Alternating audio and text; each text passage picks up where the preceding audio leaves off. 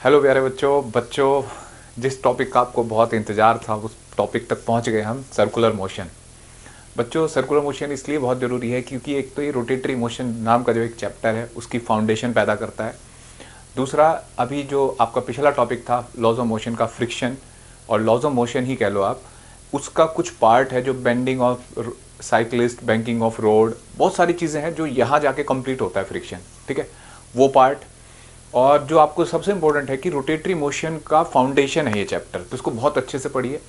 बहुत लोग बोलते थे आप लोग हमेशा कि सर सर्कुलर मोशन पढ़ाइए, तो बच्चों तसल्ली से पढ़ेंगे हम। ठीक है, तो देखो बच्चों, सर्कुलर मोशन, भाई सबसे पहला क्वेश्चन है व्हाट इज सर्कुलर मोशन। तो अगर आप देखें कि कोई भी पॉइंट ऑब्जेक्ट, अब पॉइंट ऑब्जेक्ट क्या होता है? जिसका साइज मोशन के रेस्पेक्ट में बहुत कम होता है। अगर कोई पॉइंट ऑब्जेक्ट ऐसे मूव करे कि एक फिक्स पॉइंट से उसकी डिस्टेंस लगातार कांस्टेंट बनी रहे, that motion is called circular motion. ठीक है, जैसे मान लो ये एक पॉइंट है और पार्टिकल ये है और ये ऐसे मूव कर रहा है कि किस पर्टिकुलर पॉइंट से डिस्टेंस लगातार कांस्टेंट बनी हुई है। ठीक है, तो ये जो मोशन हुआ पार्टिकल का, that is called circular motion. ठीक है बच्चों, समझाया बात। अब इसके डेली लाइफ में एग्जाम्पल, इसके बहुत सारे एग्जाम्पल हैं बच्चों। जैसे चंदा मामा अर्थ के चारों तरफ घूम रहा है, पॉइंट ऑब्जेक्ट है। ठीक है, ऐसे अर्थ को भी मान लेते हैं थोड़ी देर के लिए कि सन के चारों तरफ सर्कुलर मोशन में। ठीक है, और इलेक्ट्रॉन न्यूक्लियस के चारों ओर मान लेते हैं कि सर्कुलर मोशन। तो ये सारे सर्कुलर मोशन है। एक बाइक है, धूम स्टाइल में तुम्हारी तरह कोई बच्चा बाइक चला रहा है गोल चक्कर पे, धूम स्टाइल में, तो वो भी बड़े से गोल चक्कर पे, तो वो भी क्या है? सर्कुलर मोशन है। ठीक है, समझा बच्चों। पॉइंट ऑब्जेक्ट होना चाहिए। अगर पॉइंट ऑब्जेक्ट नहीं तब नहीं बोलेंगे। जैसे एक फैन अगर रिवॉल्व कर रहा है तो उसको सर्कुलर मोशन नहीं बोलते। फैन एक पॉइंट ऑब्जेक्ट नहीं हुआ अपने एक्सिस के अकॉर्डिंग, ये हुआ रोटेटरी। ठीक है, तो उसको आगे चलो डिटेल में डिस्कस करेंगे, अभी फिलहाल पॉइंट ऑब्जेक्ट होना चाहिए। ठीक है, तो बच्चों सर्कुलर मोशन की डेफिनेशन कि a motion of an object, point object such that it's distance from a fix point always remains constant. ठीक है, तो उम्मीद करता हूँ डेफिनेशन आपको क्लियर हुई। और ये मोशन इन प्लेन का एग्जाम्पल है बच्चों, क्लियर है। इस चैप्टर में बहुत सारी चीज़ें हैं, अगर आपको कंसेप्ट समझ में आ जाए, बहुत बच्चे डरते भी हैं इस चैप्टर से, तो डरना नहीं है, अगर आपको बेसिक तरीके से सीखोगे तो आ जाएगा। देखो बच्चों, कुछ इंपॉर्टेंट डेफिनेशंस। ठीक है, सब चैप्टर शुरू करने से पहले ये डेफिनेशंस, ये थोड़ी फील्डिंग करेंगे हम चैप्टर की, वो आपको आनी चाहिए। तो देखो क्या पढ़ने जा रहे हैं हम, एंगुलर डिस्प्लेसमेंट। ये क्या बात है एंगुलर? बच्चों ध्यान देना कि आज से हर वर्ड के सामने एंगुलर वर्ड आएगा। अभी एंगुलर क्यों आया ये सोचना है। Angular displacement. ठीक है, मान लो यहां एक बच्चा खड़ा है, ठीक, और उसके चारों तरफ एक दूसरा बच्चा घूम रहा है ऐसे सर्कुलर ऑर्बिट में। ठीक है, तो मान लो अब देखो ये ऊपर से कंधे दिख रहे हैं, इसका मुंह ऐसे होता है ना, जब कोई ऊपर से दिखता है तो कंधे दिखते हैं और सिर ऐसे दिखता है। ठीक है, तो ये इसको देख रहा है। अब ये घूमना शुरू हो गया तो ये देख रहा है हाँ भाई इतनी डिस्टेंस ट्रैवल करी, इतनी डिस्टेंस ट्रैवल करी। लेकिन इसको बार बार ना, जैसे मेरे सामने कोई ऑब्जेक्ट ऐसे घूम रहा हो तो मुझे ऐसे ऐसे ऐसे ऐसे देखने के लिए ऐसे ऐसे ऐसे घूमना पड़ेगा। ठीक है, अब देखो मैं उसको वॉच करने के लिए चल तो नहीं रहा, लेकिन मैं अपनी जगह पे घूम रहा हूँ ऐसे। तो अगर मैं आइज का ऐसे मान लो कि ये डिस्टेंस है तो ऐसे ऐसे घूमता जाएगा ये। ठीक है, तो यहाँ डिस्टेंस तक तो हम पढ़ चुके कि यार डिस्टेंस पता करनी है तो पता कर ली, लेकिन आज हम क्या कर रहे हैं, एक ही जगह खड़े होकर हम उसे वॉच कर रहे हैं, तो हमें चलना नहीं पड़ रहा है, हमें रोटेट करना पड़ रहा है, एंगल देखना पड़ रहा है। ठीक है, एंगल बनाना पड़ रहा है। तो ये जो इस जर्नी का, मान लो ये पॉइंट यहाँ था, ठीक है बच्चों, पॉइंट पी पे, अब पी डैश पे पहुंच गया, तो ये जो पार्टिकल है ये यहाँ से यहाँ पहुंच गया, तो डिस्टेंस तो ठीक है, समझ में आ गई, हम पहले से पढ़ते आ रहे हैं। आज इसने एक एंगल भी बनाया बच्चों। ठीक है, इस एंगल को बोलते हैं एंगुलर डिस्प्लेसमेंट। क्लियर है, एंगुलर डिस्प्लेसमेंट। तो एंगुलर डिस्प्लेसमेंट होता है बच्चों delta theta, angle made by a particle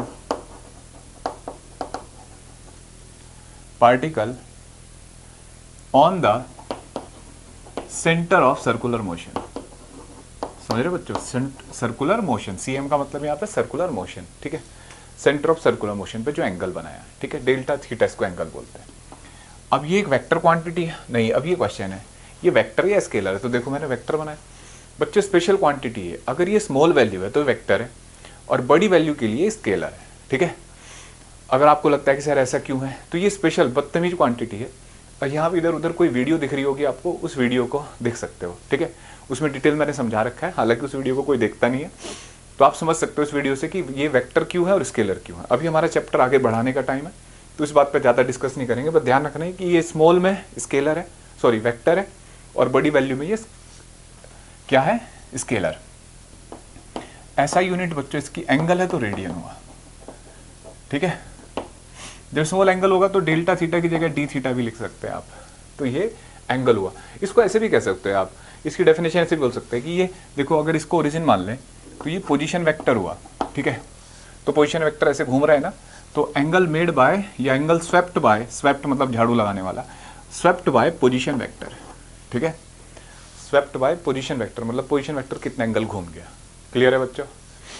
अब देखो, ये था एंगुलर डिस्प्लेसमेंट।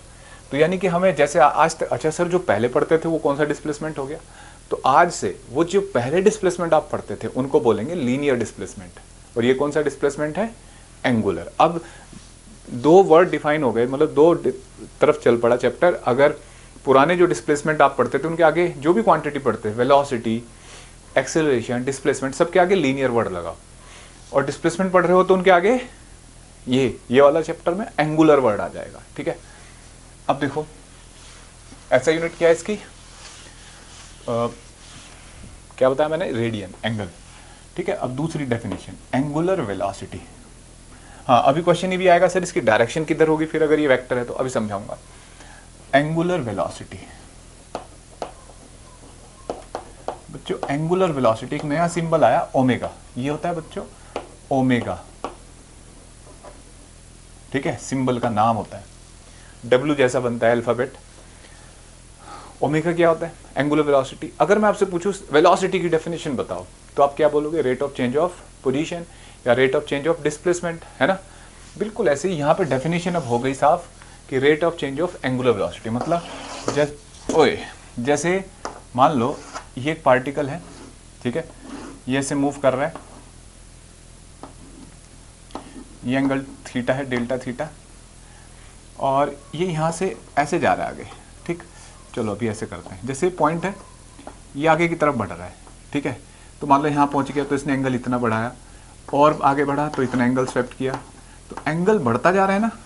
तो एंगल के बढ़ने के रेट को या चेंज होने के रेट को हम बोलते हैं एंगुलर वेलोसिटी। जैसे पोजीशन के चेंज होने के रेट को क्या बोलते थे, लीनियर वेलोसिटी। ऐसे यहाँ पे क्या होगा कि ये एंगल किस रेट से चेंज हो रहा है। अब जैसे कोई बहुत तेज से घूम रहा है, ऐसे ऐसे ऐसे ऐसे ऐसे, कोई स्लो घूम रहा है, तो उसको पता तो करेंगे भाई हम, तो लीनियर स्पीड से तो पहचान सकते हैं, लेकिन हमें आज ये भी देखना है ना एंगल किस रेट से चेंज हो रहा है, ठीक है। तो that is called angular velocity. तो it is rate of change of angular displacement. अब डेफिनेशन नहीं लिखेंगे, बहुत लिख चुके, डेफिनेशन वेलोसिटी नाम से आपको समझ में आ गई। एंगुलर का मतलब angular displacement upon time taken, ठीक है बच्चों, angular displacement upon time taken.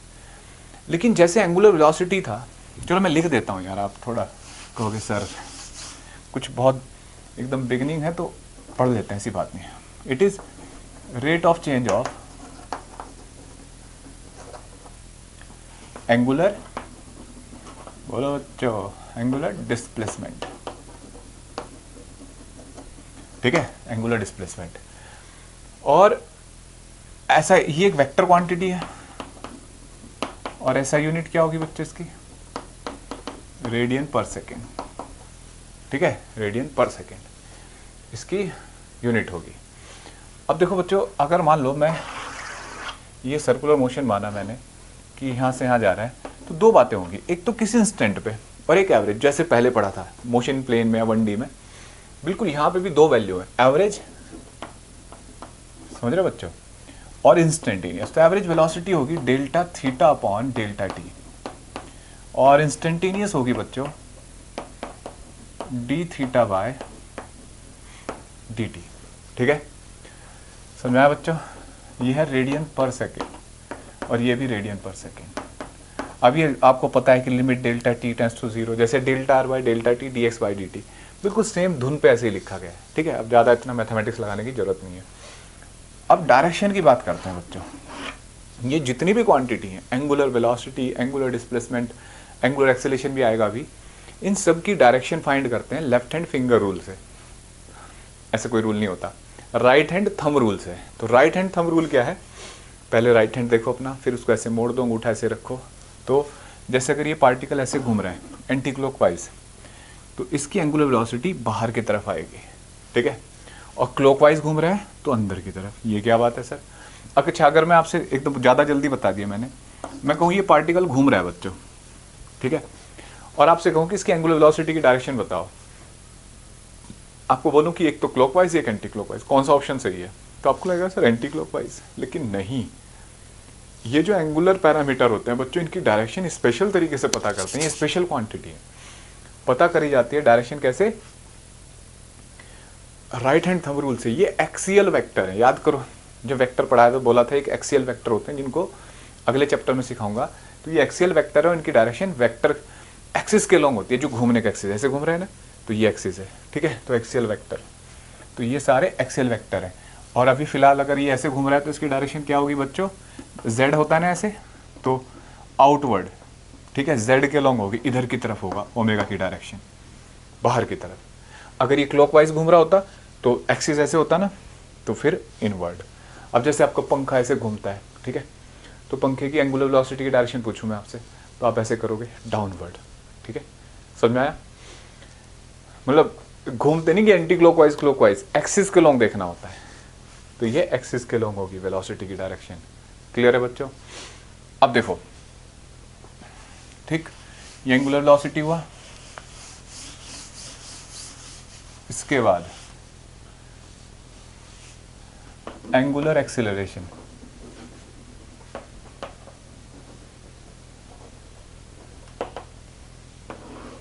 Angular acceleration alpha, ठीक है। अभी एंगुलर वेलोसिटी के बारे में थोड़ा सा और भी समझेंगे, लेकिन अभी पहले ये देखते हैं एंगुलर एक्सीलरेशन। बच्चों जैसे लीनियर वेलोसिटी का चेंज था, ऐसे इनका भी तो rate of change of angular velocity होगा ना। रेट ऑफ चेंज ऑफ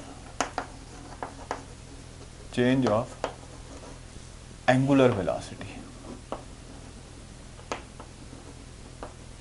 ठीक है, rate of change of angular velocity. ये क्या होता है भाई? बिल्कुल जैसे rate of change of velocity था लीनियर एक्सीलरेशन, ये एंगुलर वेलोसिटी है।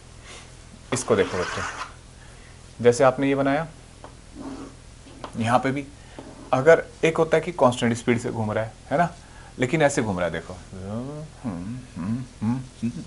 ऐसे, देखो स्पीड बढ़ती जा रही थी ना, तो इसका मतलब यहाँ पे वेलोसिटी वेरिएबल है ना, एंगुलर वेलोसिटी। लीनियर वेलोसिटी तो ऑब्वियसली होगी क्योंकि वो भी तेज चलना शुरू कर देता है। तो इसका मतलब यहाँ एंगुलर वेलोसिटी का अगर चेंज पता करें तो यहाँ भी दो वैल्यू होंगी पहले की तरह, एवरेज जिसमें टोटल चेंज देखेंगे, और इंस्टेंटेनियस, ठीक है, D omega by D T, ठीक है बच्चों, rate of change of angular velocity. ऐसा यूनिट देख लो आप, ये वेक्टर हैं दोनों, रेडियन पर सेकेंड, ठीक है, रेडियन पर सेकेंड स्क्वायर। मैं रेडियन पर सेकेंड तो ओमेगा की यूनिट हुई, पर सेकेंड स्क्वायर, जैसे वहाँ मीटर पर सेकेंड स्क्वायर है ना। मतलब एक फंडा बना लो ऐसे, जैसे यहाँ एक्स था तो यहाँ डेल्टा थीटा, यहाँ वी था तो यहाँ ओमेगा, यहाँ ए था तो यहाँ अल्फा, सर्कुलर मोशन में, ठीक है। अब देखो बच्चों, एक बच्चा कहता है सर आपने जैसे वहाँ पढ़ाया था, क्या ऐसा यहाँ पे भी होगा? तो D omega by D theta लिख दे थोड़ी देर के लिए, सिंपल ऐसे अल्फा को। इंस्टेंटेनियस तो ऑलरेडी हमें पता ही होगा कि इंस्टेंटेनियस है। और ओमेगा क्या पढ़ा था अभी बच्चों, देखो D theta by D t. तो एक बच्चा कहता है sir d two theta by D t square लिख दें। हाँ बेटा, लिखा जा सकता है ना। और क्या लिख सकते हैं बच्चों इसको, देखो देखो और क्या बनाया जा सकता है, ये हो जाएगा बच्चों डी टू थीटा, है ना, अपॉन, जैसे देखो D omega by D T है, डी थीटा को ऊपर नीचे मल्टीप्लाई करो ऐसे, ठीक है, तो D theta by D T और D omega by D theta बन जाएगा ना। ये क्या हो जाएगा बच्चों, omega D omega by D theta. Clear है? सोचो, ठीक है, थोड़ा नीचे लिखा गया, थोड़ा नहीं काफ़ी, ये हो जाएगा omega D omega by D theta. Clear है? देखो बच्चों, हाँ, तो इस तरीके से ये वैल्यू लिखी गई, ठीक। तो ये बिल्कुल पहले की तरह नहीं हो गया, मतलब अल्फा की वैल्यू मैं यहाँ भी लिख देता हूँ, थोड़ा वो नीचे था, ये जो मैंने लिखा यहाँ लिख देता हूँ omega D omega by D theta, और मैं इसको चेक कर रहा हूँ कैसे, v d v by d x, ऐसे बनाया था ना एक फॉर्मूला, याद करो बच्चों। ये जब इक्वेशन थर्ड इक्वेशन प्रूफ करी थी है ना न्यूटन की, तब ये फॉर्मूला बनाया था। तो देखो इसकी डायरेक्शन भी वही राइट हैंड थंब रूल से जिस डायरेक्शन में चेंज हो रहा होगा, ठीक है, वेलोसिटी जिस चेंज में डायरेक्शन में चेंज हो रही होगी, तो ये भी राइट हैंड थंब रूल से ही देखा जाता है इसकी डायरेक्शन भी, ठीक है। अब देखो थोड़ा सा और कंसेप्ट बनाते हैं, निखारते हैं भाई कंसेप्ट। देखो बच्चों यहाँ समझना बातों को, जैसे ये सर्कुलर मोशन है, ठीक है, और एक पार्टिकल है, ठीक है, ये ऐसे घूम रहा है, तो ये कांस्टेंट स्पीड से घूम रहा है, लीनियर स्पीड जो है v वो कांस्टेंट है। तो ऐसे सोचो पार्टिकल, ये छोटी छोटी चीजें पकड़नी है बच्चों अभी, पार्टिकल इज रिवॉल्विंग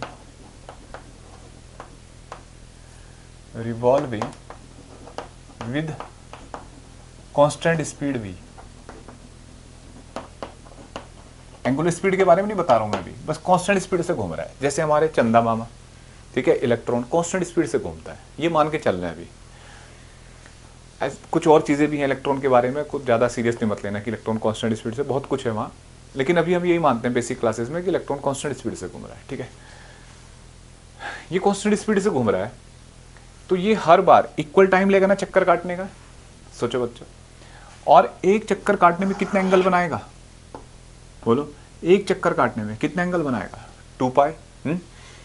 तो सोचो ओमेगा कितना होता है average, delta theta by delta T, तो एक चक्कर में कितना एंगल बनाया, 2 पाई, और टाइम पीरियड कितना लगा, टी। तो टी क्या है, टाइम पीरियड ऑफ 1 रिवॉल्यूशन, ठीक है, of 1 revolution.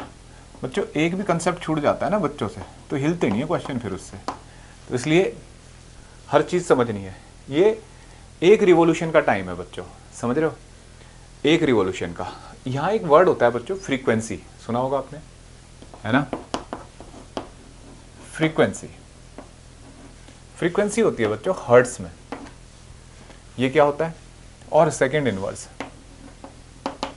It is the number of circular motion या रिवॉल्यूशन पर सेकंड, एक चक्कर में कितने, सॉरी एक सेकंड में कितने चक्कर काट गया, ये होता है, ठीक है। तो देखो बच्चों, देखो F इक्वल टू होता है 1/t, ठीक है, वैसे सोचो t सेकंड लिए एक चक्कर में, ठीक है, तो समझ में आया बच्चों, एक सेकंड में कितने चक्कर हो जाएंगे, F समझ रहे हो, 1/t सॉरी, ठीक है। तो ये नंबर ऑफ चक्कर इन 1 सेकंड हो गए, तो ऐसे लिख दिया बस इसको।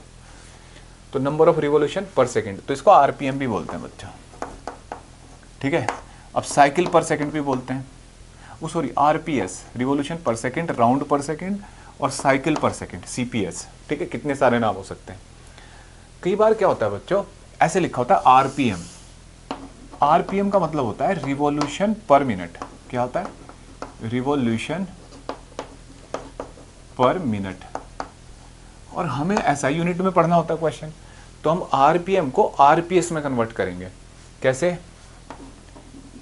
आरपीएम है तो इसे 60 से डिवाइड कर दो, तो क्या हो जाएगा ये आरपीएस, ठीक है, आरपीएम को 60 से डिवाइड कर दो तो ये आरपीएस बन जाएगा। क्लियर है बच्चों, ठीक, समझ में आया। अब देखो, और अगर मान लो लिखा है कहीं पे, अब देखो इस चैप्टर में ना झूठ बहुत बोला जाता है कि a particle is moving with angular velocity 100 RPM, angular velocity बोल दिया और 100 आरपीएम, तो ये झूठ है, एंगुलर वेलोसिटी नहीं है वो, 100 आरपीएम मतलब फ्रीक्वेंसी है। तो क्या करना है आपको, आरपीएम को पहले तो 60 से डिवाइड करो, ठीक है, तो वो आरपीएस बनेगा, और जितने मान लो 100 आरपीएम है तो 100 आरपीएस अब बना, ठीक है। बिल्कुल ऐसे साइकिल पर सेकेंड, सीपीएस दे रखा है, ठीक है। अगर इसको रेडियन में कन्वर्ट करना है, साइकिल पर सेकंड तो इसकी यूनिट तो एस पर सेकंड होगी, तो रेडियन पर सेकंड में कन्वर्ट करना है तो 2 पाई मल्टीप्लाई करो, तब ये रेडियन पर सेकंड होगा। एक साइकिल में 2 पाई एंगल होता है ना, 2 पाई रेडियन, तो ये ध्यान रखना है, ठीक है। पर मान लो भाई ये पार्टिकल, मान लो एक बाइक है गोल चक्कर पे घूम रही है, तो उसकी बाइक में स्पीडोमीटर में रीडिंग आ रही होगी भाई, जिस भी स्पीड से चल रही है वो हुई लीनियर स्पीड। और जिससे ये एंगल स्वेप्ट हो रहा है वो उस रेट को चेक करना हो तो एंगुलर वेलोसिटी है। ठीक है, तो लीनियर वेलोसिटी और एंगुलर वेलोसिटी में रिलेशन देख रहे हैं। आप ये भी कह सकते हो लीनियर वेलोसिटी और एंगुलर वेलोसिटी, या लीनियर स्पीड और एंगुलर स्पीड, मतलब अगर वेक्टर हटा दे तो जैसे हम एक छोटा सा सेगमेंट लेते हैं, ठीक है, किसी इंस्टेंट पे देखना चाहेंगे लीनियर वेलोसिटी और एंगुलर वेलोसिटी में क्या रिलेशन है। तो जैसे ये पॉइंट है, ठीक है, तो ये ऐसे चला, ये एंगल बहुत छोटा है डी थीटा, ठीक है, और ये डिस्टेंस है डी एक्स, कुछ मान लेते हैं। अच्छा एक बात सोचो, अगर बड़ी डिस्टेंस होती है बच्चों, तो देखो एक तो ये होता है डिस्प्लेसमेंट, एक पार्टिकल यहां से यहां गया तो ये हुआ डिस्प्लेसमेंट, और ये कर्व जो हुआ आर्क, इसकी लेंथ क्या हुई, डिस्टेंस, है ना। लेकिन अगर ये एंगल बहुत छोटा होता जाए, जैसे यहाँ पे होता जा रहा है, बहुत छोटा होता जा रहा है, तो ये जो लेंथ है, मतलब ये दोनों बराबर नहीं हो जाएंगी। तो यहाँ देखो ये लगभग बराबर है, तो डी एक्स डिस्टेंस मान लो चाहे डिस्प्लेसमेंट, छोटा एंगल लिया, इंस्टेंटेनियस वैल्यू चेक करेंगे, ठीक है, ये रेडियस है। तो जैसा आपका मैथ्स है, सबका मैथ्स है, D theta equal to D X by R, length upon radius होता है ना बच्चों। तो देखो D theta by D T 1 by R D X by D T, ठीक है, मान रहे हो बच्चों। और D theta by D T क्या होगा, omega 1 by R equal to V, तो V equal to omega R, समझ रहे हो बच्चों, V equal to omega are. ये क्या हुआ सर, भाई D theta by D T angular speed पड़ी है ये, तो यानी कि हमें समझ में आ गया अगर सर्कुलर मोशन का रेडियस तो फिक्स होता है भाई, तो अगर आप स्पीड बढ़ाते हो तो ऑब्वियसली एंगुलर स्पीड भी बढ़ेगी। भाई आप ऐसे चल रहे हो, ऐसे ऐसे ऐसे स्पीड बढ़ती जा रही है, तो एंगुलर स्पीड भी बढ़ती जा रही है, नंबर ऑफ रोटेशन पर सेकंड भी बढ़ते जाएंगे, रिवॉल्यूशन पर सेकंड, है ना। तो ये सीधी सीधी रिलेशन आई। अगर आप इसको वेक्टर में लिखना चाहते हो तो वेक्टर में ये लिखी जाएगी ऐसे, ठीक है, ओमेगा आर, इनके पोजीशन वेक्टर के और एंगुलर वेलोसिटी के क्रॉस प्रोडक्ट को आप वेलोसिटी कह सकते हो। मतलब आपको समझ में आ रहा है कि ये तीनों क्वांटिटी एक दूसरे के परपेंडिकुलर होंगी हमेशा। देख लो पोजीशन वेक्टर ऐसे तो वेलोसिटी ऐसे, है ना, और एंगुलर वेलोसिटी ऐसे। भाई क्रॉस प्रोडक्ट में ये तो सिखाया जाता है हमें कि तीनों क्वांटिटी, ये तो यहाँ पे v और r तो परपेंडिकुलर है और ओमेगा भी परपेंडिकुलर है ना, वो z एक्सिस के होंगे, ये रेडियस के होंगे ऐसे, और ये वेलोसिटी के होंगे। समझ में आया बच्चों। तो ये जो डायरेक्शन है देखो, रेडियस इस तरफ होता है, वेलोसिटी इस तरफ, तो इस डायरेक्शन को भी ढूंढ लेते हैं, लिख लेते हैं, ठीक है, कुछ क्वेश्चंस में काम आ जाती है नॉलेज के लिए, ठीक है, कुछ बुक्स में दे रखी है। तो जो चाहे मेडिकल के जो स्टूडेंट हैं नीट वगैरह के, वो चाहे इसको पार्ट को हटा भी देना, डायरेक्शन की जरूरत नहीं है, लेकिन कुछ एग्जाम में ये जरूरत पड़ जाएगी आपको। समझ लेते हैं इसको, ठीक है।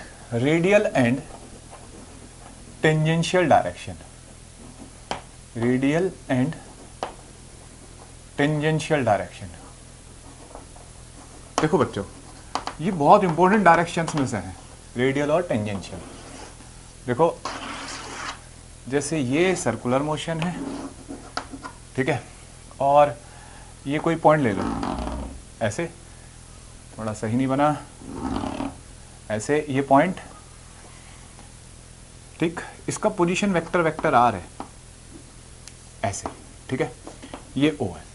तो ओरिजिन पे बैठे आदमी को ऐसे दिखाई देगा बाहर की तरफ, कैमरे में आ रहा है, या हम ऐसे ही हवाबाजी कर रहे हैं, ठीक है।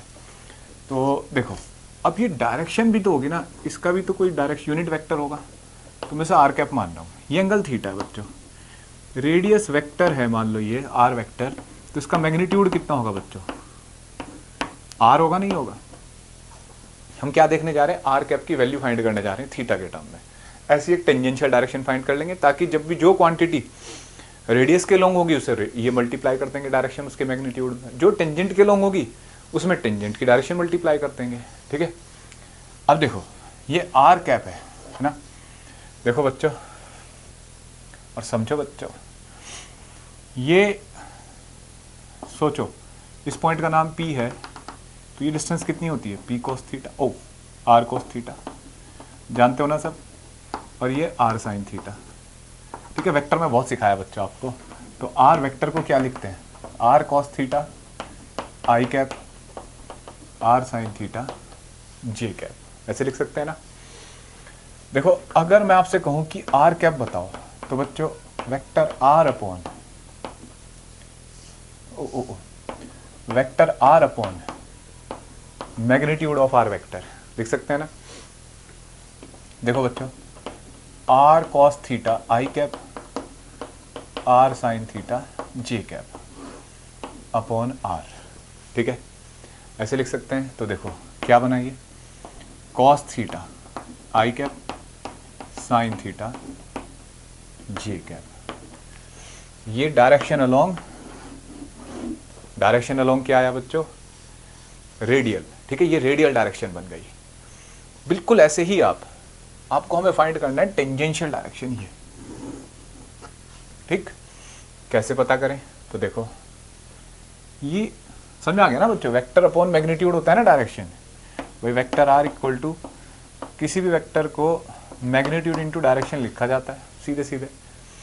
ऐसे देखो यहाँ पे ऐसे लाइन, ये थीटा, तो ये कितना होगा थीटा, ये कितना होगा 90 माइनस थीटा, ये कितना होगा बच्चों थीटा, ठीक है। और ये पॉइंट जो है इसका नाम कुछ भी मान लेते हैं, पी ही था, चलो अब यहाँ एक ऐसे कोई डिस्टेंस ले लो, टी दिख रहा है बच्चों, ये टी डिस्टेंस है।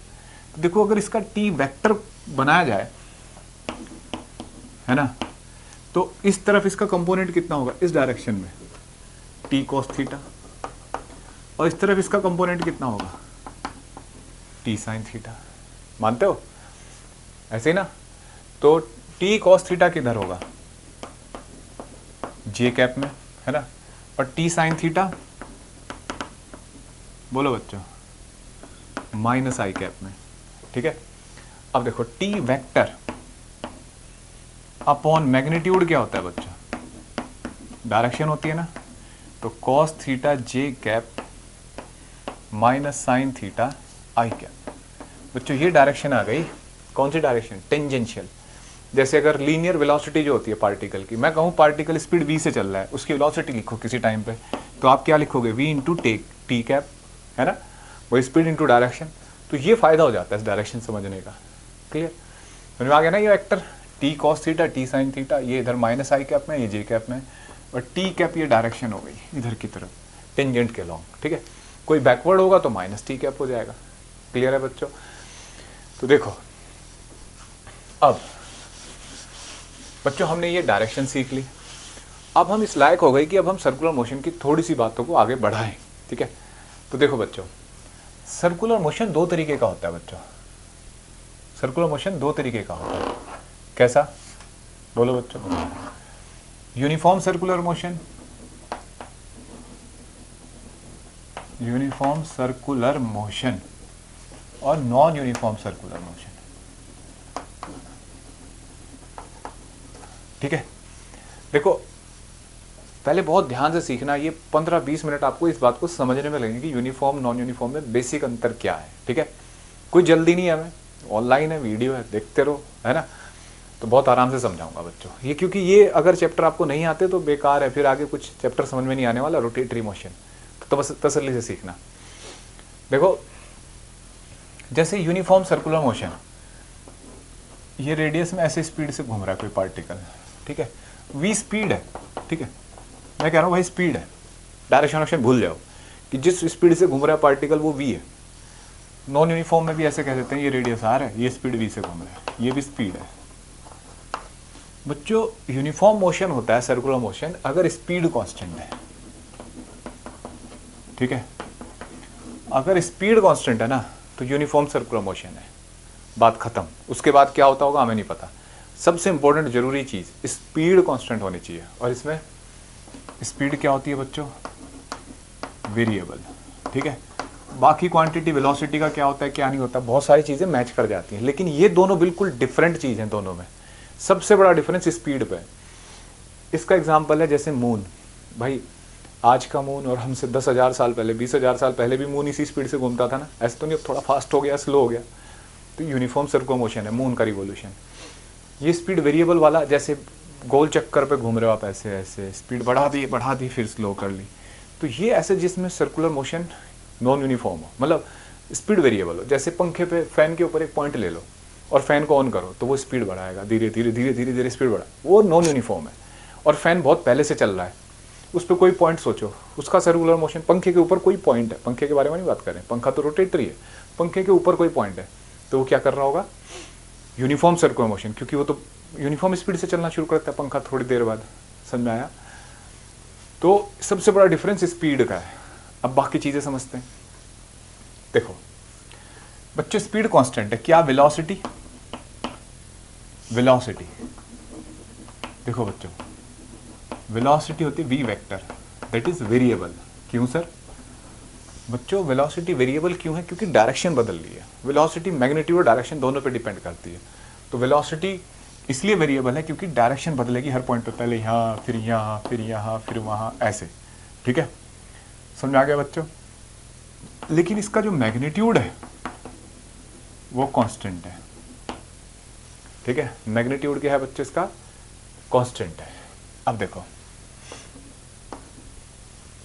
इसके बाद ये स्पीड है, ये वेलोसिटी है, ये मतलब हमने आपको समझ, ये भी स्पीड ही है, इसमें वेलोसिटी, ये तो ऑब्वियसली जब स्पीड ही वेरिएबल है तो ये भी वेरिएबल है।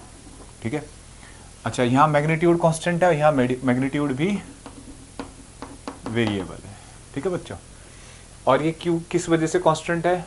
मैग्नीट्यूड कांस्टेंट, डायरेक्शन वेरिएबल है, यहाँ मैग्नीट्यूड और डायरेक्शन दोनों वेरिएबल है। ठीक है, अच्छा अब ओमेगा की बात करते हैं, पहले ओमेगा की बात करते हैं तो कांस्टेंट है। क्यों सर? क्योंकि जब स्पीड कांस्टेंट है तो इक्वल टाइम में इक्वल चक्कर काटेगा, लेकिन ओमेगा वेक्टर भी कांस्टेंट है। ये क्या बात हुई सर?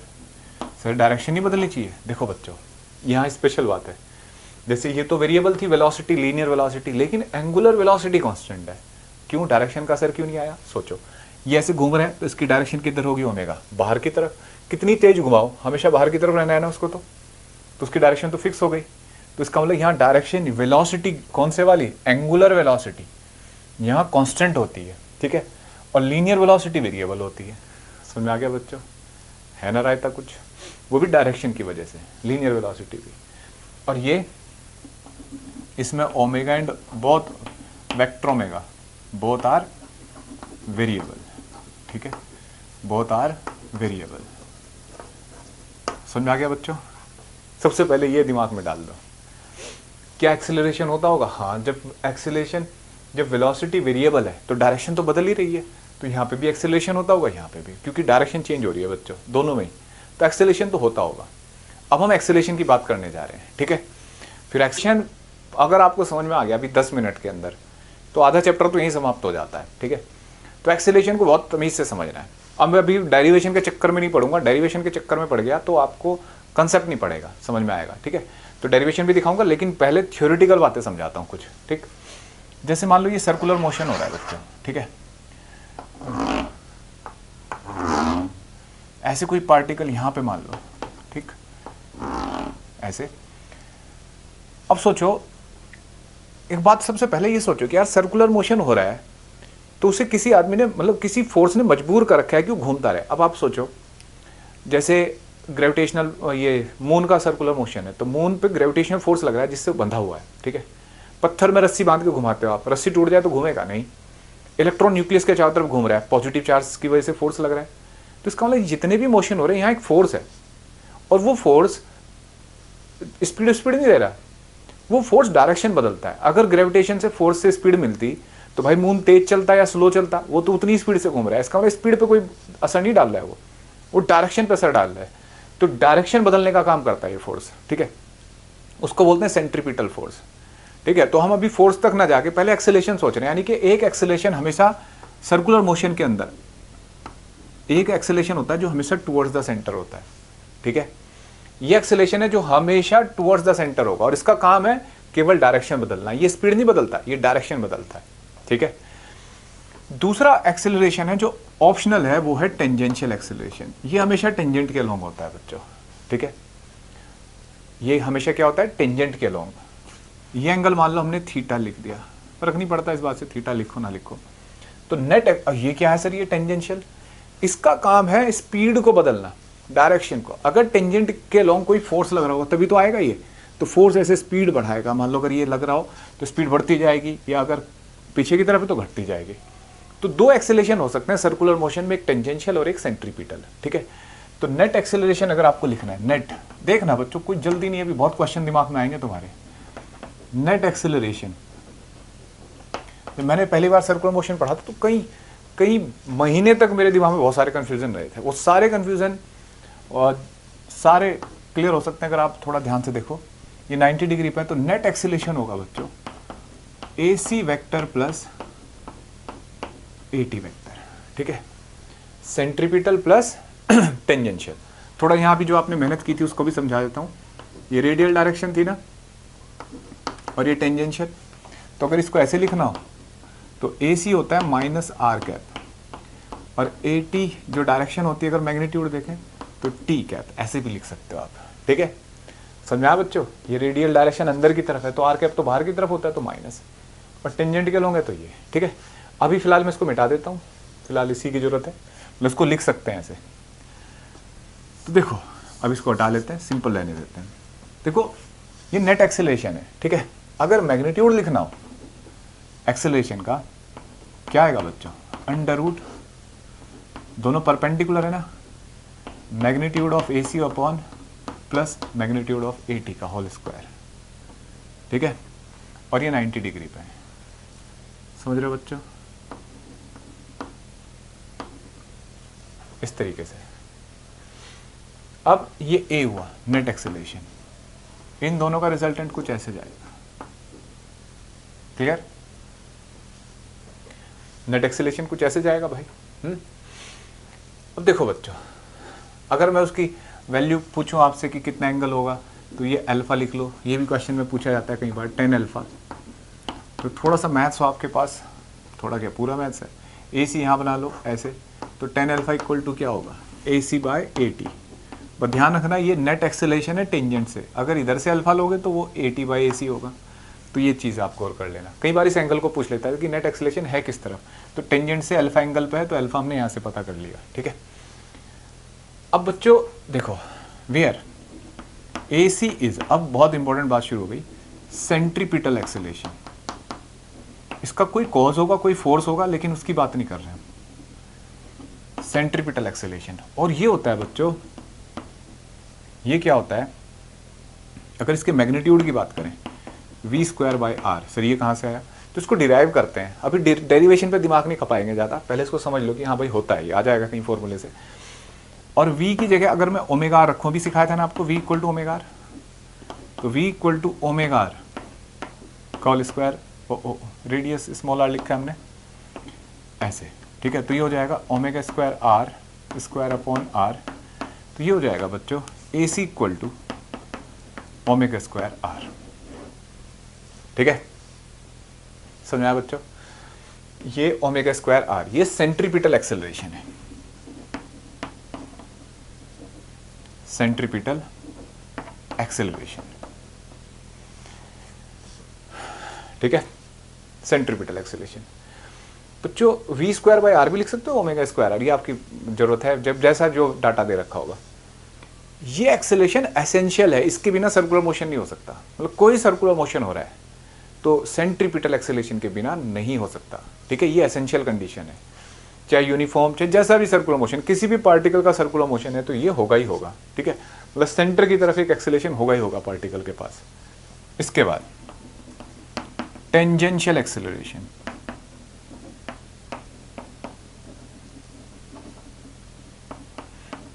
टेंजेंशियल एक्सेलरेशन होगा AT, ठीक है। टेंजेंशियल एक्सेलरेशन ये क्या होता है बच्चों,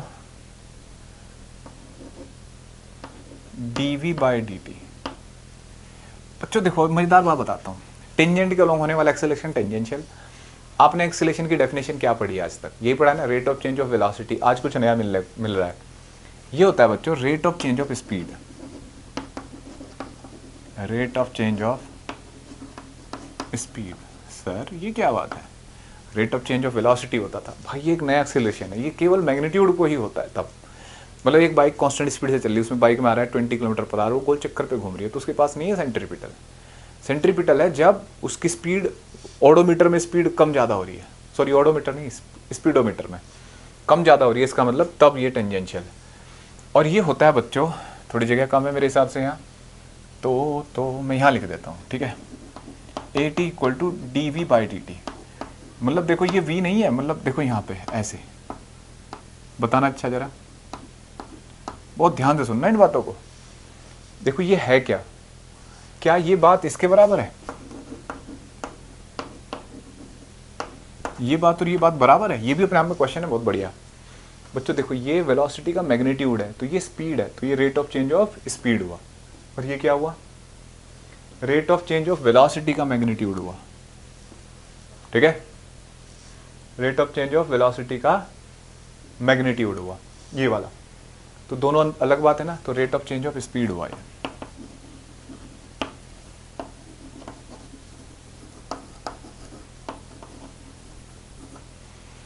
ठीक, समझ में आ गई बात। ये rate of change of speed यानी कि स्पीड बदलेगी, अब यानी कि मून की स्पीड बदल रही है नहीं, मून तो कांस्टेंट स्पीड से घूमता है, तो उसके लिए जीरो है, ठीक है। इलेक्ट्रॉन की स्पीड चेंज होती है नहीं, मैग्नीट्यूड तो फिक्स है उसका, 2.17 × 10⁶ ग्राउंड स्टेट में अगर है हाइड्रोजन की, तो इसका मतलब उसकी भी स्पीड कांस्टेंट है, तो ये कांस्टेंट, ये तो जीरो हो जाएगा, है ना। तो यानी कि ये ऑप्शनल है, हो भी सकता है नहीं भी। तो ये क्या है, अच्छा ये चीज़ देखो, ये rate of change of velocity का मैग्नीट्यूड है, यानी कि नेट एक्सेलरेशन जो है ना ये वाला, ये उसकी वैल्यू है, ठीक। चाहे जो जिस वजह से चेंज हो रहा हो, ये नेट मैग्नीट्यूड का एक्सेलेरेशन है, सॉरी नेट एक्सेलेरेशन का मैग्नीट्यूड है, rate of change of velocity का मैग्नीट्यूड है।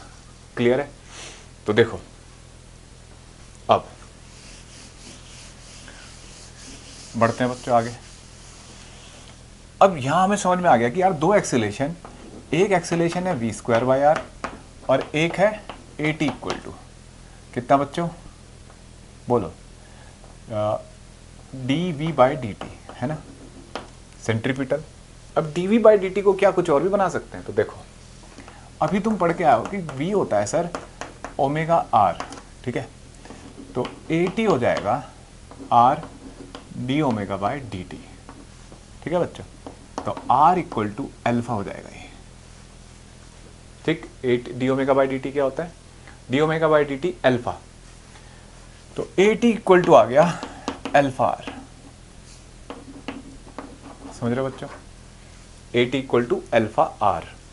तो देखो अब हमें समझ में आया कि अगर at होगा, टेंजेंशियल एक्सेलेरेशन होगा, तभी अल्फा होगा, है ना, नहीं तो अगर ये जीरो हो जाए तो अल्फा भी जीरो, भाई रेडियस तो कभी जीरो होगा नहीं सर्कुलर मोशन में। तो जैसे अगर मून की बात करें हम, तो मून का टेंजेंशियल एक्सेलेरेशन जीरो होता है, तो इसका मतलब उसका एंगुलर एक्सेलेरेशन भी क्या होगा, जीरो। तो सोचो कांस्टेंट स्पीड से घूम रहा है, तो उसकी एंगुलर वेलोसिटी चेंज हो ही नहीं रही है ना, तो ये बात समझनी है। तो जब टेंजेंशियल एक्सेलेरेशन जीरो होगा तो एंगुलर एक्सेलेरेशन भी जीरो होगा। अब इतने सारे एक्सेलेरेशन हो गए, tangential acceleration, radial acceleration, centripetal acceleration, angular acceleration, कैसे याद रखें, एक बार दोबारा रिवाइज करते हैं। एक तो होता है नेट एक्सेलरेशन, तो नेट एक्सेलरेशन के अंदर दो एक्सेलरेशन हो सकते हैं, एक सेंट्रीपिटल और एक टेंजेंशियल। सेंट्रीपिटल नेसेसिटी है, टेंजेंशियल हो भी सकता है नहीं भी। जब जब टेंजेंशियल होगा तब तब एंगुलर एक्सेलरेशन होगा, ऐसे समझ सकते हो, ठीक है। अब देखो बच्चों, अब इस बेस पे हम दो तरीके के सर्कुलर मोशन मान लेते हैं। कौन कौन से? यूनिफॉर्म सर्कुलर मोशन और नॉन यूनिफॉर्म सर्कुलर मोशन, ठीक है, यूनिफॉर्म और नॉन यूनिफॉर्म। सर ये नॉन यूनिफॉर्म क्या है? जब जब टेंजेंशियल एक्सेलरेशन, अभी लिखा था ना हमने थोड़ी देर पहले, तो जब स्पीड कांस्टेंट है तो at क्या होगा, जीरो, ac नॉन जीरो होगा, ठीक है। तो यूनिफॉर्म सर्कुलर मोशन के अंदर केवल सेंट्रीपिटल एक्सेलरेशन होता है बच्चों, और अगर at जीरो है तो अल्फा भी क्या होगा बच्चों, जीरो होगा, ठीक है, अल्फा भी जीरो होगा। और समझ आ गया, यूनिफॉर्म सर्कुलर मोशन में तो revolution of moon, revolution of electron, ये सब यूनिफॉर्म सर्कुलर मोशन में। इसमें बच्चों at नॉन जीरो होगा और ac भी नॉन जीरो, ये तो नेसेसिटी है, ये तो होगा ही होगा, और ये दोनों ये भी नॉन जीरो, इसका मतलब ये भी है। और देखो दो एक्सेलेरेशन होंगे, टेंजेंशियल और सेंट्रीपिटल, ठीक है। और अगर AC होगा तो अल्फा भी नॉन जीरो होगा, नॉन जीरो, ठीक है, समझ में आया। अब यहाँ दो बातें होती हैं, एक्सेलरेटेड और रिटार्डेड, ठीक है। Second retarded. अब सब पे क्वेश्चन देखेंगे ना अपने आप दिमाग खुलना शुरू हो जाएगा। एक्सेलरेटेड और रिटार्डेड। देखो बच्चों, एक्सेलरेटेड मोशन होता है जैसे अगर मैं एक्सेलरेटेड की बात करूं, जिधर की तरफ वेलोसिटी है उधर की तरफ एक्सेलरेशन हो, ठीक है, तो ये क्या कहलाएगा? एक्सेलरेटेड। लेकिन जिस क्वेश्चन में, जैसे जिस केस में वेलोसिटी तो ऐसे है लेकिन टेंजेंशियल एक्सेलरेशन पीछे की तरफ है, समझ रहे हो बच्चों? दिख रहा है आपको वीडियो में? हाँ देखो, वेलोसिटी के अपोजिट डायरेक्शन में, इसका मतलब ये रिटार्डेड सर्कुलर मोशन है नॉन यूनिफॉर्म। दोनों नॉन यूनिफॉर्म है लेकिन एक एक्सेलरेटेड है, एक रिटार्डेड। बस सोचो वेलोसिटी ऐसे, फोर्स पीछे की तरफ, तो रिटार्ड हो जाएगा, रुक जाएगा। जैसे पंखे को या पत्थर को रस्सी बांध के घुमा दिया, फिर वो एयर रेजिस्टेंस की वजह से स्लो होता जा रहा है, ठीक है, तो कुछ ऐसा। तो रिटार्डेड और ये एक्सेलरेटेड और ये यूनिफॉर्म सर्कुलर मोशन, इसमें एक्सेलरेशन होता ही नहीं है, ठीक है। बच्चों आपके लिए बहुत बढ़िया इन्फॉर्मेशन है। जैसे अब आपको पता है कि यार बोर्ड का एग्जाम आगे खिसक गया। अगर आप 12th के स्टूडेंट हैं और 2021 का एग्जाम दे रहे हो, तो बोर्ड का एग्जाम मई में आ गया, ठीक है, तो एक गोल्डन अपॉर्चुनिटी होगी कि बोर्ड में आप बहुत बढ़िया स्कोर करें। जैसे इस साल हुआ था कि कोविड की वजह से बहुत सारे कॉलेज ने अपनी 12th की परसेंटेज पे ही बहुत एडमिशन लिए हैं, 12वीं की परसेंटेज पे ही, बहुत अच्छे अच्छे कॉलेज के नाम नहीं बताऊंगा मैं। तो बिल्कुल ऐसा ही अगर आपके पास ये गोल्डन चांस आया है कि यार बोर्ड के मार्क्स बढ़िया ले आए, ठीक है, किसी अच्छी यूनिवर्सिटी में एडमिशन हो जाए मेरिट पे, जैसे दिल्ली यूनिवर्सिटी में, तो अगर आप बोर्ड में बढ़िया कर गए, ठीक है, तो मोटिवेशन वैसे ही बहुत बढ़िया रहता है। तो बोर्ड के लिए ये बढ़िया खबर है आपके लिए कि अनअकैडमी जो है हमारा इंडिया का नंबर 1 प्लेटफॉर्म, वो आपके लिए बोर्ड का एक मिशन 100 प्रोग्राम लेके आया है, ठीक है। ये 100 डेज का प्रोग्राम होगा साइंस ग्रुप के स्टूडेंट के लिए, और 100 डेज में 85 आवर्स हम टीचिंग करेंगे, पूरा सिलेबस पढ़ाएंगे, और 15 आवर्स में उसको रिवाइज करेंगे, ठीक है। 85 अगर आप आवर्स की बात करते हो तो सफिशिएंट होते हैं बहुत तसल्ली से एनसीईआरटी को करने के लिए। इस प्लान में अगर आप बात करें, 3 महीने का ये प्लान है पूरा, ठीक है, क्लास 12th के लिए है, समझना है बात को। और जैसे मैं अपने सिलेबस की बात करूं, फिजिक्स के सिलेबस की बात करूं, तो फिजिक्स में मैंने सफिशिएंट आवर दिए हैं हर चैप्टर को। जैसे इलेक्ट्रोस्टैट से शुरू करेंगे, इलेक्ट्रोस्टैट्स, करंट इलेक्ट्रिसिटी, मैग्नेटिज्म, हर चैप्टर को 7-7 8-8 घंटे मिले। और ये प्लस पे शुरू होगा बच्चों। तो प्लस पे जो कोर्स होता है उसमें एक खास बात होती है कि प्लस के प्रोग्राम में 3 मिनट, पहले 3 जो आर होते हैं वो पढ़ाया जाता है, और 1 आर आपका बिल्कुल डाउट सेशन होता है, डाउट क्लियरिंग सेशन होता है। तो बहुत फायदेमंद होता है वो, ठीक है। तो अगर हम टीचर्स की बात करें तो भाई फिजिक्स में मैं हूँगा खुद, बायो में जूही मैम पढ़ाएंगी, केमिस्ट्री में विवेक सर, मैथ्स में अर्पित सर, और इंग्लिश में अनीता मैडम। बेस्ट एजुकेटर हैं ये।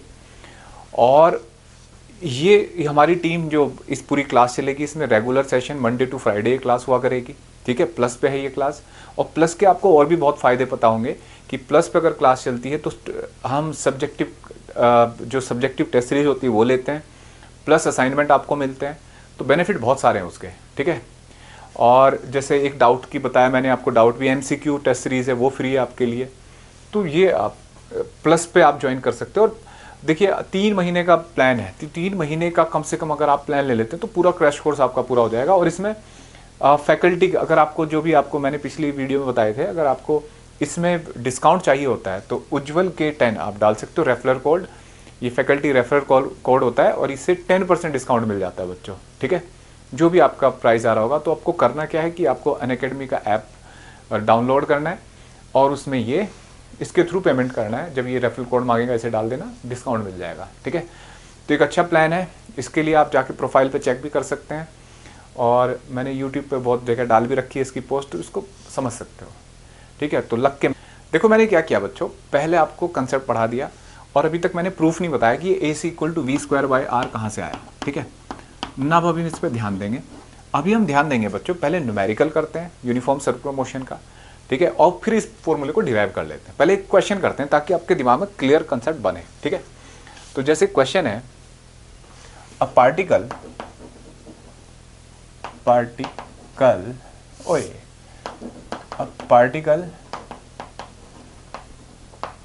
is revolving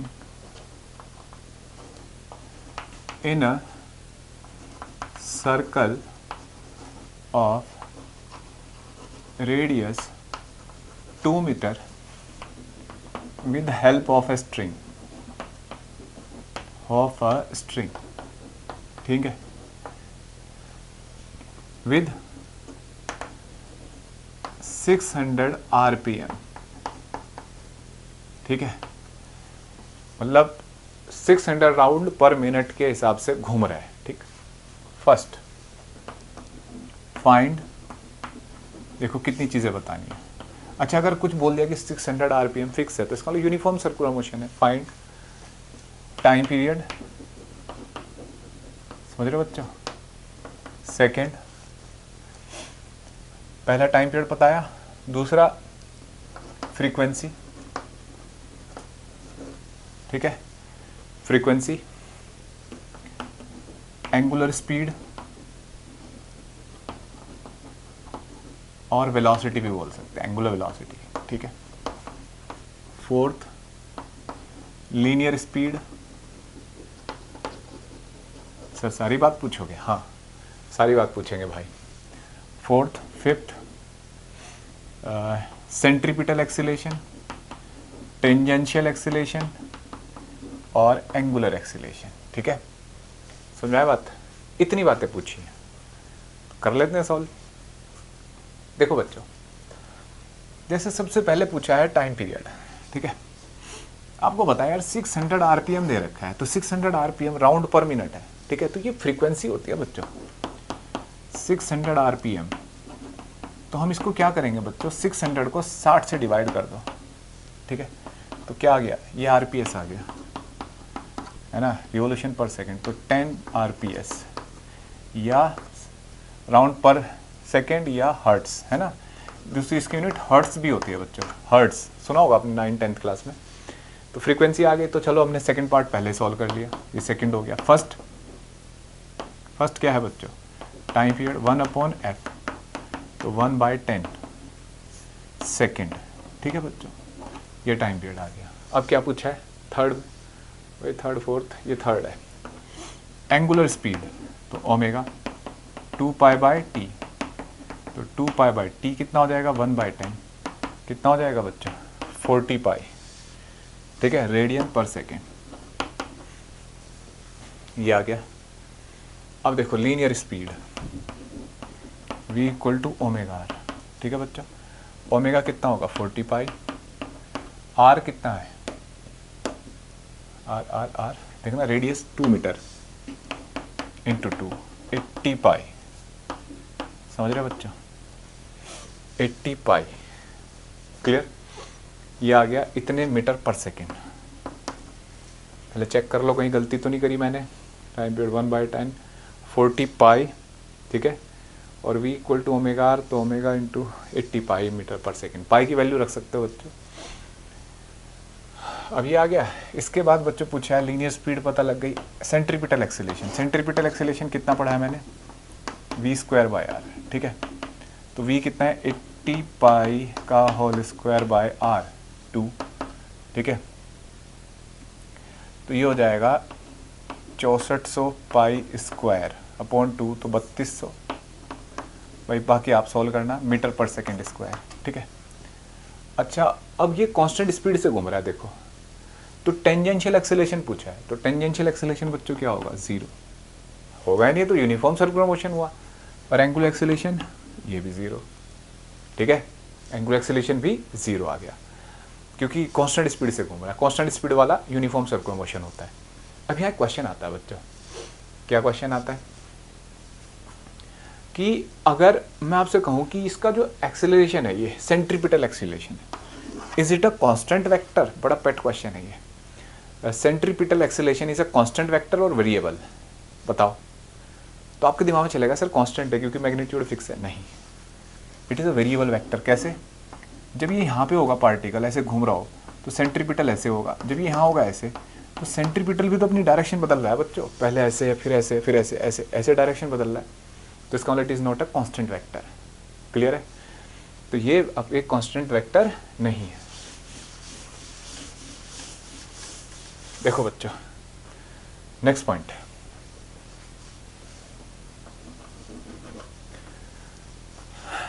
आगे बढ़ते हैं। अब क्वेश्चन ये है कि सर जो आपने AC इक्वल टू v²/r लिख रहे हो, ये कहाँ से आया? तो बच्चों इसका प्रूफ पढ़ रहे हैं, कई बार स्कूल में पूछा था बेसिक क्लास में। तो देखो, जैसे ये सर्कुलर मोशन है, ठीक है, एक पार्टिकल यहाँ से, यहाँ पे उसकी वेलोसिटी है v वेक्टर, ठीक है, समझ रहे हो बच्चों, और यहाँ पे उसका पोजीशन वेक्टर है वेक्टर r वेक्टर, वो v से यहाँ पे पहुँच गया, ठीक है, जितना एंगल इधर गया था उतना ही एंगल इधर, तो ये पूरा मैंने मान लिया कि थीटा है, मान लेते हैं भाई, थीटा एंगल बनाया, इसकी वेलोसिटी हो गई यहाँ पे v2 डैश, v डैश कर दिया मैंने इसको, डैशिंग हो गया ये, ठीक है, और r डैश, ये भी डैशिंग हो गया। तो देखो यहाँ से यहाँ तक जाते, क्यों सर वेलोसिटी क्यों बदली आपने? यूनिफॉर्म है भाई, डायरेक्शन तो बदल रही है ना, इसलिए बदल गई, मैग्नीट्यूड पक्का v होगा। मतलब देखो मैं यूनिफॉर्म सर्कुलर मोशन लिख रहा हूँ, यूनिफॉर्म सर्कुलर मोशन से सॉल्व कर रहे हैं, यूनिफॉर्म सर्कुलर मोशन, ठीक है, और देखो v वेक्टर का magnitude equal to v dash vector का magnitude equal to v, r vector का magnitude equal to r dash vector का मैग्नीट्यूड इक्वल टू r, ठीक है, ऐसे समझ में आया बच्चों? अब देखो और समझो बात को, देखो बच्चों एक बात समझना बहुत ध्यान से, मैं ना, एक मिनट, जैसे आपने देखा कि यार यहाँ पे मैं एक लाइन खींचता हूँ, ऐसे खींच दी, तुम देखो ये एंगल θ/2 है ना भाई, पूरा थीटा तो θ/2, ये θ/2, ये 90 माइनस θ/2, और ये θ/2 होगा, आप हिसाब लगा के देख लो ये एंगल, ठीक है, बिल्कुल ऐसे ही ये एंगल भी θ/2 होगा, ठीक है। तो देखो v वेक्टर और ये v डैश, समझ रहे बच्चों, v डैश, सर कैसे? इसको और मैंने इसको यहां बना दिया, ठीक है, थोड़ा और नीचे बना देता हूं, v वेक्टर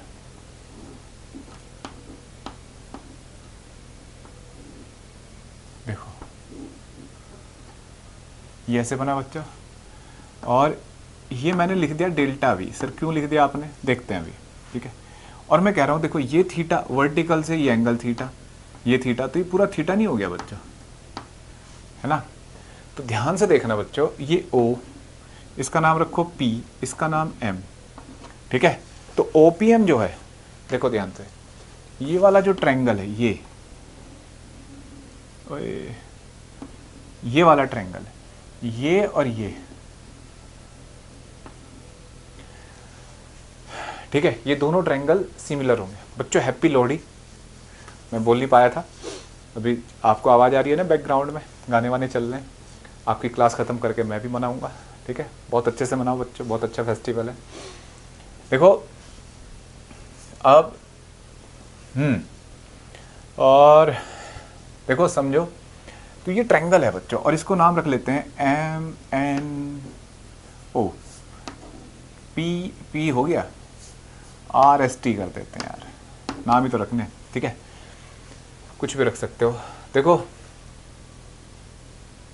ये एंगल थीटा ऐसे, तो ये जो ट्रायंगल है, ये ट्रायंगल ऐसे, इस तरीके से ना, समझ रहे हो बच्चों, ये ट्रायंगल है और ये ट्रायंगल है, ठीक, दोनों ट्रायंगल है और दोनों सिमिलर ट्रायंगल है, तो ट्रायंगल तो दोनों ही है, सिमिलर ट्रायंगल है। अब तुम्हें एक बात बताता हूँ, देखो बच्चों ध्यान से देखो, इस ट्रायंगल को, जो चेंज इन वेलोसिटी है डेल्टा v, उसकी डायरेक्शन देखो किधर है, O की तरफ आ रही है, नहीं, मैंने इन दो पॉइंट को बनाया तो ये O की तरफ आ रही है, और आप इसे जितना छोटा करते जाओ इस इंटरवल को, मतलब आप ऐसे करते जाओ जैसे, तो और ये नज़दीक आ जाएंगे, तो ये जो चेंज इन वेलोसिटी है पक्का इधर की तरफ जाएगी, तो इसकी डायरेक्शन देखो सेंटर की तरफ है, इसका मतलब जो चेंज इन वेलोसिटी सेंटर की तरफ है, तो जो एक्सेलेरेशन होगा भाई, एक्सेलेरेशन क्या होता है? Delta v by delta t, वो भी किधर होगा? सेंटर की तरफ, ठीक है, तो ये बात पता लगी। अब इसको प्रूफ करना है, देखो यहाँ ध्यान से देखना, मैं इस पूरी वैल्यू को लिखने जा रहा हूँ बच्चों डेल्टा आर और इसको डेल्टा वी। तो जैसा रूल होता है एडिशन का, पहले एक वेक्टर बनाया, उसके हेड से दूसरे की टेल शुरू करी, तो v plus delta v equal to क्या होगा बच्चों, वी डैश वेक्टर। तो डेल्टा वी इक्वल टू क्या हो जाएगा, वी डैश माइनस वी होगा ना बच्चों, वी डैश माइनस वी है ना। Delta v equal to v dash minus v vector है ना। चेंज इन वेलोसिटी पता लग रहा है, देखो क्यों लिखा था मैंने, ये बात प्रूव हो गई। अब यहाँ देख लो, ये वेक्टर आर, इसका हेड, फिर दूसरे की टेल ऐसे, और हेड वहाँ जा रहा है, फिर इनिशियल से फाइनल को जोड़ा, तो वेक्टर एडिशन के अकॉर्डिंग ये r plus delta r equal to क्या है, आर डैश वेक्टर। तो delta r vector r dash vector minus r dash minus r vector. ठीक है, अब देखो इतनी बात समझ में आ गई। देखो बच्चों, जैसा हमने पढ़ा है कि सिमिलर ट्रायंगल होते हैं, तो सिमिलर ट्रायंगल में रेशियो ऑफ साइड इक्वल होता है। तो देखो मैं क्या लिखने जा रहा हूं, डेल्टा वी का मैग्नीट्यूड अपॉन वी का मैग्नीट्यूड, वो डेल्टा आर अपॉन, ठीक है, वेक्टर आर का मैग्नीट्यूड। समझाए बात, delta r vector upon vector r का मैग्नीट्यूड। तो delta v upon v, delta r by r. समझ आ गया बच्चों, बैठा दिया मैग्नीट्यूड। तो अब सोचो, अगर मैं आपको पहले कंसेप्ट ना बताता हूँ, इस फॉर्मूले के डेरिवेशन पर लग जाते हैं तो आ रहा था क्या समझ में सर्कुलर मोशन? कुछ का कहना होगा सर हमें तो अभी भी समझ में नहीं आ रहा है तो ऐसा तो नहीं होना चाहिए। तो डेल्टा वी इक्वल टू, ये क्या कर दिया, ये आर है, तो v by r into delta r. ठीक है, अब देखो बच्चों, दोनों को डेल्टा टी से डिवाइड कर दो। सर क्यों किया, ऐसे काटना नहीं है इसको दोनों साइड से, ये डिवाइड किया, तो delta r by delta T क्या होगा, v, और ये क्या होगा, a। तो v by r into v क्या बन गया बच्चों, v स्क्वायर बाय आर। ठीक है, तो सेंट्रीपिटल एक्सेलेरेशन आ गया v स्क्वायर बाय आर। समझ में आया? देखो बच्चों, अब ये एक्सेलेरेशन प्रूफ कर लिया। ठीक, ये देखो बच्चों, अब नॉन यूनिफॉर्म सर्कुलर मोशन के क्वेश्चन देखते हैं। ठीक है, क्वेश्चन है, अ साइक्लिस्ट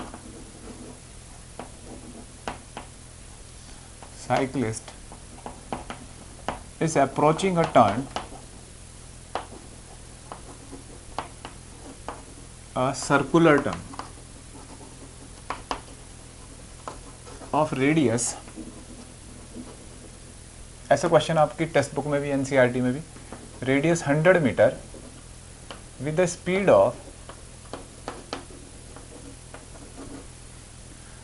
36 किलोमीटर पर आवर। ठीक है, he start reducing his speed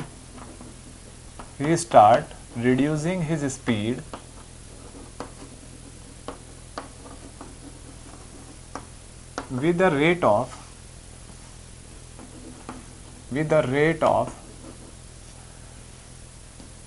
0.2 metre पर second in every second.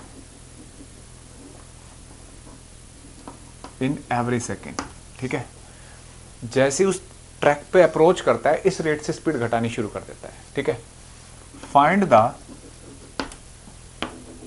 Acceleration of cyclist, और कब, when just enter to the circular turn. ठीक है, मतलब जैसे ही सर्कुलर टर्न पे एंटर करता है तब पूछ रहा है, इतनी डिटेल में नहीं लिखूंगा, बहुत टाइम लगता है। समझ में आ गया बच्चों? सर्कुलर मोशन हो रहा है, मतलब साइक्लिस्ट है, सर्कुलर ट्रैक आया, मोड आया, आपसे ये समझ लो, और जैसे ही वो आया तो उसने स्पीड घटानी शुरू कर दी ट्रैक पे चल के। ठीक है, तो अब स्पीड घटेगी तो हर पॉइंट पे सेंट्रीपिटल भी बदलेगा, तो स्पीड वेरिएबल है, इसका मतलब ये हुआ है ना। तो ये यूनिफॉर्म सर्कुलर मोशन तो नहीं हुआ, नॉन यूनिफॉर्म हुआ, और वो भी रिटार्डिंग वाला केस। ठीक है, तो यानी कि अब देखो रिटार्डिंग में क्या होता है बच्चों, जैसे मान लो साइक्लिस्ट ऐसे जा रहा है तो टेंजेंशियल एक्सेलरेशन पीछे होगा, सेंट्रीपिटल ऐसे, नॉन यूनिफॉर्म सर्कुलर मोशन हुआ, स्पीड घट रही है 0.2 मीटर। अब पहले तो स्पीड पता करो कितनी है, स्पीड है 36 किलोमीटर पर आवर। तो स्पीड को 36 किलोमीटर पर आवर को कैसे कन्वर्ट करोगे बच्चों, 5/18 से मल्टीप्लाई करते हैं ना, तो मीटर पर सेकंड में आ जाएगी 18 दूनी 36, 10 मीटर पर सेकंड, ये स्पीड है, ठीक है। और इधर की तरफ सेंट्रीपिटल एक्सेलेरेशन, अब देखो सेंट्रीपिटल कितना होगा, v²/r, तो ये हो गया बच्चों v 10 × 10 v² है ना, r कितना 100, 1 आ गया, ठीक है। और टेंजेंशियल कितना होगा, तो देखो बच्चों टेंजेंशियल एक्सेलेरेशन होता है rate of change of speed, है ना। देखो क्वेश्चन में देखो 0.2 मीटर पर सेकेंड इन एवरी सेकेंड, तो ये खुद rate of change of speed है, मीटर पर सेकेंड स्क्वायर नहीं हो गया ये, तो ये पूरा कितना दे रखा है आपको 0.2, तो नेट एक्सेलेरेशन क्या हो जाएगा बच्चों, ac² प्लस at², है ना, 1 का स्क्वायर प्लस 0.2 का स्क्वायर, तो 1 प्लस 0.04, तो 1.04 रूट, ठीक है। पता बच्चों, समझ में आ गया इतना, तो ये एक्सेलरेशन आ गया। किसी को डाउट है तो बोलो, ठीक है, समझ में आ गया ना। अब देखो बच्चों, बिल्कुल यहाँ पे हमें समझाना है कि वही साइकिल अपनी स्पीड कम कर रही थी। अब ये बात यहाँ पे एक बात गौर करने की थी, मैंने जल्दी मिटा दिया कि इसमें ना हर पॉइंट पे एक्सेलेरेशन बदलेगा क्योंकि स्पीड घटेगी, समझ रहे हो भाई, स्पीड घटती जाएगी तो सेंट्रीपिटल भी तो बदलेगा v²/r, लेकिन क्वेश्चन में क्या था कि जस्ट जैसे ही एंटर कर रहा है सर्कुलर ट्रैक पे तब एक्सेलेरेशन बताना था, ठीक है। यानी कि एक्सेलेरेशन का मैग्नीट्यूड भी वेरिएबल होता है, ये भी गौर करने वाली बात है ना। अब दूसरा क्वेश्चन है, देखो एक पार्टिकल ऐसे सर्कुलर मोशन कर रहा है, ठीक है, बोला कि जिस टाइम वो यहाँ है, ये ओरिजिन दे रखा है, इस पॉइंट के कोऑर्डिनेट दे रखे हैं 0, 1, ठीक है। जब वो यहाँ पे है, ठीक, तो पॉइंट P मान लेता हूँ इसको, एक्सेलरेशन एट P दे रखा है बच्चों, एक्सेलरेशन एट पॉइंट P दे रखा है बच्चों 10i प्लस 0 या 220j, ठीक है, और कौन सा -j, ठीक है। सर्कुलर मोशन कर रहा है, रेडियस 1 मीटर में, 1 मीटर का रेडियस में सर्कुलर मोशन कर रहा है, जैसे ही पॉइंट P से गुजरता है वहां उसका एक्सेलरेशन इतना है, ठीक है। अब देखो बच्चों समझ में आ रहा है इस क्वेश्चन को देख के कि पॉइंट P पे गुजर रहा है, तो पक्की बात है रेडियस 1 के मीटर बराबर है, ठीक है, ये सर्कुलर मोशन ऐसे होगा, है ना। ये पॉइंट P से गुजर रहा है तो उसका रेडियस 1 मीटर नहीं हुआ, और जब ये यहाँ पे है तो इसका एक्सेलरेशन ही है, तो ध्यान से देखना ये एक्सेलरेशन, इस अगर ये सर्कुलर मोशन है तो इसके पास एक तो सेंट्रीपिटल होना चाहिए, अगर ये यहाँ है तो उसके हिसाब से सेंटर यहाँ हुआ तो ये सेंट्रीपिटल, और टेंजेंशियल या तो इधर हो या इधर हो, तो इसने -j लिखा है, ओ सॉरी 20, थोड़ा गलती कर दी मैंने बोलने में, इसने 20 -j लिखा है, तो पक्की बात है ये तो हुआ 20 इसका मैग्नीट्यूड नीचे की तरफ। टेंजेंशियल या तो इधर होगा या इधर होगा, तो किधर है i, आगे की तरफ ना, इसका मतलब 10 i, ऐसे ना। ये कौन सा एक्सेलरेशन है, टेंजेंशियल, ठीक है, ये टेंजेंशियल इतना है और at इतना है, ठीक है। हमसे पूछा जा रहा है फाइंड स्पीड, मैंने पूरा क्वेश्चन ही बता दिया आपको, फाइंड स्पीड, ठीक है, second alpha angular acceleration, third omega बताओ, ठीक है, ये सब पूछ रहा है। तो देखो बच्चों, अगर यहाँ पे एक्सेलरेशन at = 10 है, ठीक है, और ac = 20 है, बस समझ लो यार ये तो यूनिफॉर्म सर्कुलर मोशन हो रहा है, नॉन यूनिफॉर्म सर्कुलर मोशन है, तो ac की वैल्यू कितनी हुई भाई, सेंटर की तरफ आ रहा है ना ये ac 20 ना, ये वाला -j नीचे की तरफ, कितना हो जाएगा v²/r, और ac कितना हुआ 20, v², v की स्पीड, r कितना हो गया बच्चों, रेडियस 1 मीटर है, तो v = आ गया √20, ठीक है। अच्छा सेकंड अल्फा, अब सोचो बच्चों, अल्फा हमने पढ़ रखा है at = अल्फा r होता है, तो टेंजेंशियल एक्सेलरेशन कितना है 10, अल्फा r कितना है 1, तो अल्फा आ गया बच्चों, यहाँ से यहाँ लिख देता हूँ मैं, अल्फा आ गया 10 रेडियन पर सेकंड स्क्वायर, ठीक है। बिल्कुल ओमेगा पूछ रहा है, तो ओमेगा = क्या होता है बच्चों, v/r, ठीक है, तो v कितना हमारे पास √20 अपॉन रेडियस 1, तो ये आ गया √20 रेडियन पर सेकेंड, समझ में आया? मतलब मेन मुद्दा था कि एक्सेलेरेशन अगर ऐसे लिख दिया तो आपको समझना था कि यार कौन सा एक्सेलेरेशन किस तरीके से दे रखा है। मोशन प्लेन में मैंने आपको एक्सेलेरेशन के बहुत क्वेश्चन करा रखे हैं बच्चों 2 डायमेंशन में, लेकिन यहाँ थोड़ा सा अलग केस है ये, ऐसा भी नहीं कि बिल्कुल वही है। अब देखो, अब एक यूनिक बात बताता हूँ। मैंने आपको बताया था कि इक्वेशन ऑफ मोशन जो होती है 1D में लगती है और आप उसे अलग अलग डायरेक्शन में लगाते हो। जब मोशन प्लेन आता है तो एक्स में अलग लगती है और वाई में अलग। क्या कभी ऐसा भी हो सकता है कि motion equation of motion curved path पे लगा दो आप? हाँ, देखो बच्चों मजेदार बात है, देखो ध्यान से सुनना। एक पार्टिकल सर्कुलर मोशन के लिए बाधित है, मतलब उसे सर्कुलर मोशन ही करने पे मजबूर कर रखा है, समझ रहे हो बच्चों? और वो रेडियस है उसका सर्कुलर मोशन का, मान लेते हैं 2 मीटर, स्पीड है रेडियस 2 मीटर हुआ, स्पीड मान लिया हमने 100 मीटर पर सेकेंड, ठीक है। उसका जो टेंजेंशियल रिटार्डेशन है, सर्कुलर मोशन कर रहा है ये, टेंजेंशियल रिटार्डेशन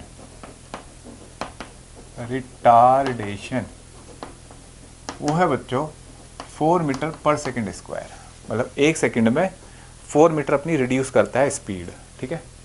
4 मीटर पर सेकेंड रिड्यूस कर रहा है भाई टेंजेंशियल रिटार्डेशन। तो पूछा जा रहा है कि रुकने से पहले तक अगर ये ऐसे चल रहा है, पहले स्पीड ज़्यादा है फिर slow slow slow slow slow, रुकने से पहले तक ये कितने टर्न ले लेगा? बड़ा इंपॉर्टेंट क्वेश्चन है बच्चों ये, और ये एक नई चीज़ सिखा के जा रहा है आपको कि कैसे मोशन इन प्लेन में आप मोशन इन 1D की इक्वेशन लगा देते हो। अब तक एक्स वाई में तो लगा के देखिए, कर्ड पाथ पे लगा रहे हो आज आप। अब ऐसा आपके दिमाग में ये भी आएगा कि सर ये स्पीड से चलता चलता तो ऐसा भी हो सकता है गिर जाए, ऐसे नहीं। हम ऐसा मतलब ऐसे सोचो कोई ऐसा सर्कुलर मोशन है जिसे सेंट्रीपिटल फोर्स की चिंता नहीं है।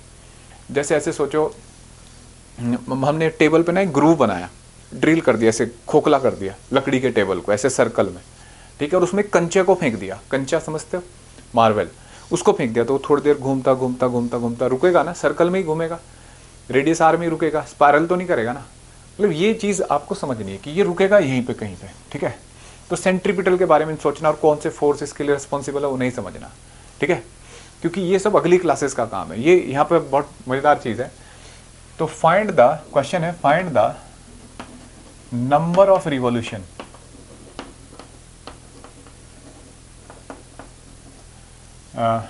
Taken by particle to come to rest, particle to come to rest, ठीक है बच्चों। ग्रामर देख लेना, गलत है सही है।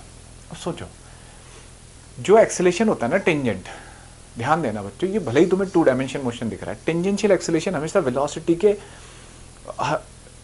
या तो अलोंग होगा, एंगल 0 होगा या 180 होगा, उसी लाइन के अलोंग होता है। इसका मतलब 2 डायमेंशन मोशन होते हुए भी मैं इक्वेशन ऑफ मोशन लगा सकता हूँ। तो मैं लगाने जा रहा हूँ v² = u² + 2ax। मैं पता करने जा रहा हूँ कितनी डिस्टेंस ट्रैवल करेगा, ठीक है। इसको u लिख लो, ज़्यादा बढ़िया। तो फाइनल स्पीड क्या हो जाएगी बच्चों? 0, u² - 2ax, है ना। टेंजेंशियल लेंगे बस, सेंट्रीपिटल से डायरेक्शन में टेंजेंशियल है, जो टेंजेंट के लॉन्ग होता है एक्सेलेरेशन, ठीक है। वो दे रखा आपको 4 मीटर पर सेकेंड स्क्वायर रिटार्डेशन। सेंट्रीपिटल से कोई लेना देना नहीं, मतलब जिस रेट से इसकी स्पीड कम हो रही है। तो देखो u² - 2a कितना है और u कितना है बच्चों? 100। इस क्वेश्चन को थोड़ा समझना, ठीक है, केवल न्यूमेरिकल वैल्यू से मतलब नहीं होता। a कितना है? 4 और x की वैल्यू, तो x आ गया बच्चों 100 का स्क्वायर, हाँ 100 का स्क्वायर यानी कि 10,000, ठीक है, अपॉन 8 मीटर आ गया। सॉल्व नहीं कर रहा हूँ मैं, कैलकुलेशन ये आ गया। आपसे पूछा जा रहा है कि यार नंबर ऑफ रिवॉल्यूशन कितने हैं? तो एक चक्कर में कितना घूमता पार्टिकल? 2πr, है ना, और ये कितना घूमा है? x। तो नंबर ऑफ रिवॉल्यूशन होंगे बच्चों total distance travel by particle upon एक चक्कर की डिस्टेंस।